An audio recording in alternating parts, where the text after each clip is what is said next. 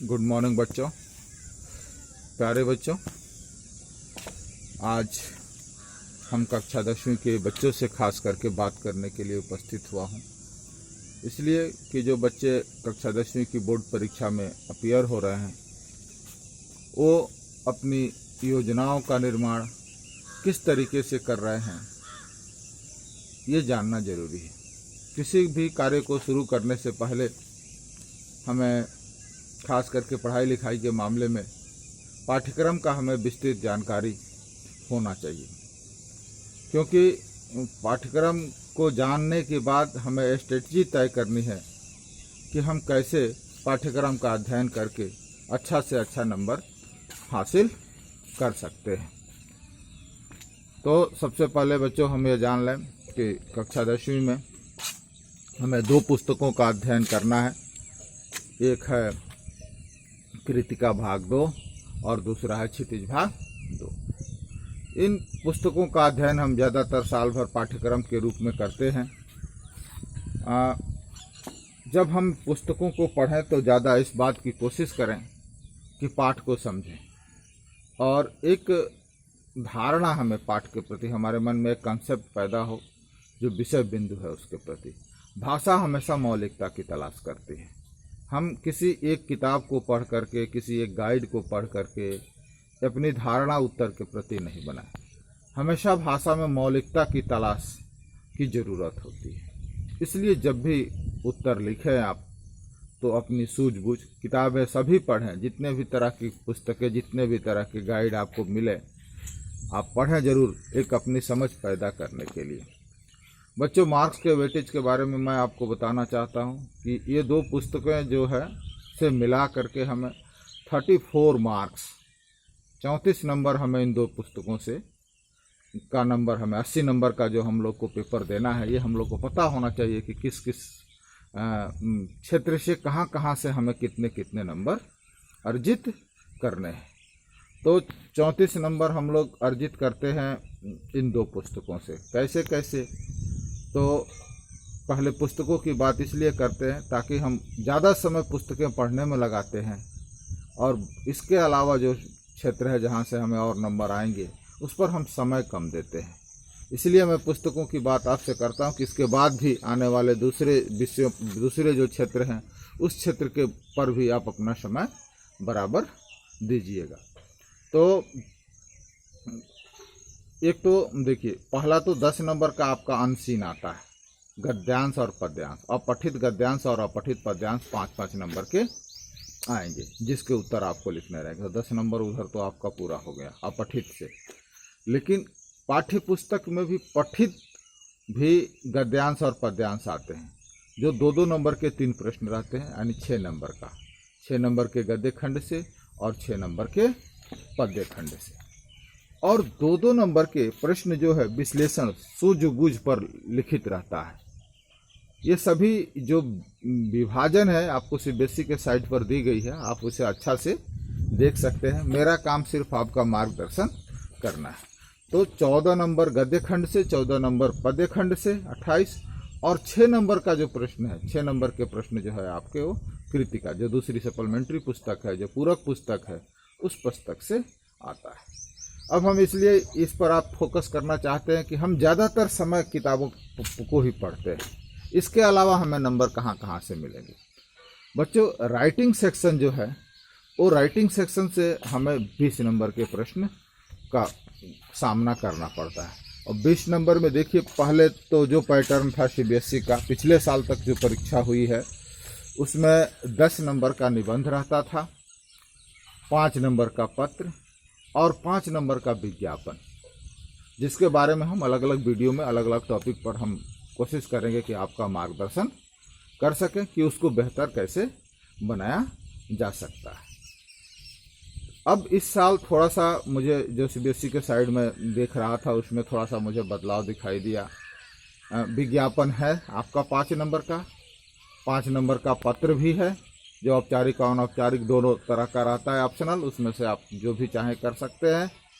और इस 10 नंबर को 2 भागों में बाइफरकेट किया गया है, जैसा मुझे सिलेबस में दिख रहा है। अभी आने वाले समय में और भी क्लियर हो जाएगा।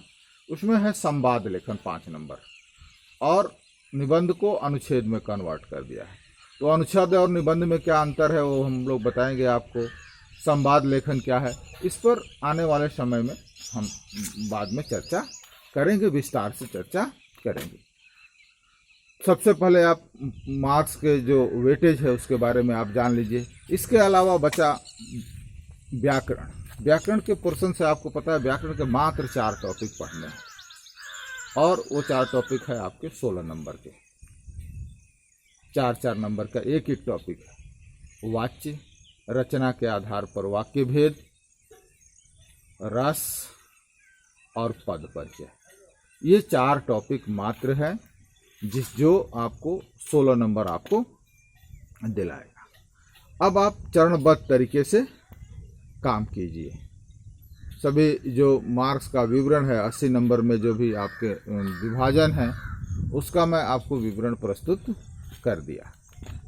यही सब चीज़ें हैं कि हम तय करें कि कितने कितने नंबर पर तैयारी करने के लिए हमें क्या क्या स्ट्रेटजी की ज़रूरत है, हम कैसे अनुच्छेद को तैयार करें, कैसे संवाद को तैयार करें, कैसे विज्ञापन को तैयार करें, कैसे हम व्याकरण के जो 4 टॉपिक हैं उन 4 टॉपिक पर कैसे समय दें। 10 नंबर के जो हमारे अपठित आएंगे उस अपठित के लिए भी हमें स्ट्रेटजी तय करना है। तो ये सब आप हमेशा जब भी पाठ्य पुस्तक पढ़ें तो इन सब चीज़ों को हमेशा ध्यान में रखें कि हमें किस किस तरह से कहाँ कहाँ से नंबर हमें अर्जित करने हैं, और हर नंबर को पुख्ता करिए। बच्चों, स्ट्रेटजी तय करना इसलिए भी जरूरी हर विषय में, न कि मैं हिंदी की ही बात कर रहा हूँ। आप सभी विषयों में अपना बिना स्ट्रेटजी तय किए आप अच्छे नंबर अर्जित नहीं कर सकते। तो भाषा के प्रति हमेशा एक सोच पैदा करिए, एक समझ पैदा करिए, और उस सोच और समझ के आधार पर ही आप भाषा को सुदृढ़ और मजबूत बना करके आप अच्छे नंबर अर्जित कर सकते हैं। सिर्फ परीक्षा में सिर्फ विषय का ज्ञान महत्वपूर्ण नहीं है बच्चों, क्योंकि आप जानते हैं कि आपके और परीक्षक के बीच आपकी कॉपी प्रस्तुत होती है। तो जो चीज़ें हम प्रस्तुत करेंगे वो मायने रखता है। तो इसलिए हम क्या जानते हैं, कितना जानते हैं, ये जितना महत्वपूर्ण नहीं है उससे ज़्यादा महत्वपूर्ण है कि हम अपनी जानकारी को किस तरह से परीक्षक के सामने प्रस्तुत कर पा रहे हैं। इसलिए स्ट्रेटजी में प्रस्तुति के तौर तरीकों का भी बहुत ही असर पड़ता है आपके नंबर पर। हम आने वाले समय में आपको जो अच्छे बच्चे हैं जिनकी कुछ कॉपियां हैं, जिन्होंने परीक्षा में 99 मार्क्स तक अर्जित किए हैं, उनको लिखने के तौर तरीकों को हम आपको आने वाले समय में प्रेषित करेंगे, बताएंगे। ये तो सब बात का हिस्सा है जब हमारा सिलेबस और जब हमारा पाठ्यक्रम पूरा होने के कगार पर होगा तब। लेकिन हमेशा मैं देखिए, इसीलिए मैं जब भी जो भी वीडियो आपके लिए अपलोड कर रहा हूँ, हम आपको किताबों की चीज़ें जो है पावर पॉइंट प्रेजेंटेशन में मैं प्रस्तुत करके आपको प्रस्तुत कर सकता हूँ, लेकिन हमारा ये उद्देश्य नहीं है कि हम जो शब्द लिख के आपको दे दें और उसी के दायरे में आप बंध जाएं। बच्चों के पास हमेशा इस बात की आज़ादी रहनी चाहिए, खास करके भाषा के मामले में, कि चीज़ों को समझे और उसे अभिव्यक्त के, उसकी अपनी भी मौलिकता होनी चाहिए चीज़ों को प्रस्तुत करने की। हम जो बात बता रहे हैं हमारी भाषा का नकल मत करिए कि सर ने ये बताया है बस इसी दायरे तक। हाँ, संकल्पनाओं में परिवर्तन नहीं होना चाहिए, कंसेप्ट गड़बड़ नहीं होना चाहिए, लेकिन भाषा हमेशा भावों को अभिव्यक्त करने की आज़ादी देती है।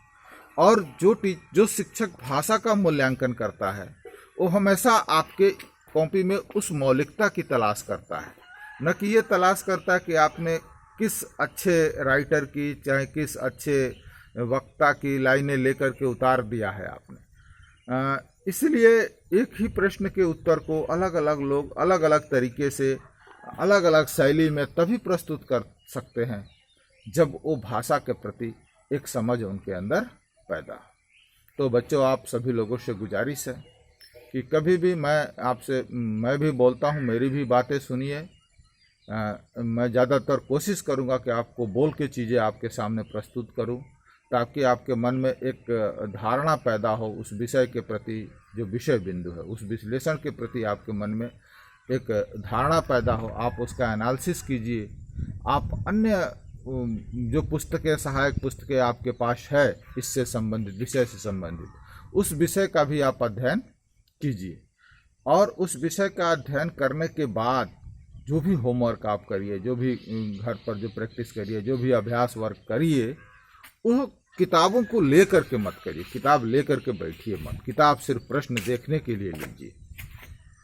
देखिए, हिंदी में ये भी हो रहा है। ज़्यादातर मैं 2-3 वर्षों से बोर्ड परीक्षाओं के प्रश्न पत्र को देख रहा हूँ, तो बच्चे एनसीईआरटी के पीछे जो दिए गए प्रश्न हैं, उन प्रश्नों को पढ़ करके, लिख करके, रट करके और एक धारणा बना लेते हैं कि बस हमारी बोर्ड परीक्षा जो है हमारी इसी में से कुछ न कुछ आ जाएगा।